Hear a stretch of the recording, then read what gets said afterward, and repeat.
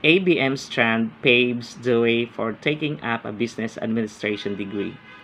So, para siyang tulay para sa college, pwede ka nang kumuha ng isang kurso na may connection po sa business administration degree. So, ang focus po ng teaching dito ay yung concepts of financial management, project management, marketing, human resource, modern management trends, organizational behavior, at marami pang po iba.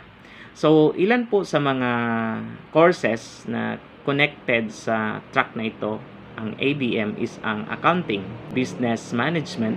ABM Strand is designed to equip you with the skills and knowledge necessary to make informed business decisions, manage financial resources, and lead to team members effectively. Kung pag napansin niyo yung anak niyo ay tendency niya ay gagawa siya or kayo mismo ay may business kayo sa pamilya niyo, nararapat o mabuti na ibabagay na natin yung kukunin nila.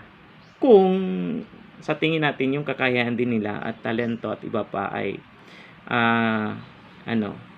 inline sa business.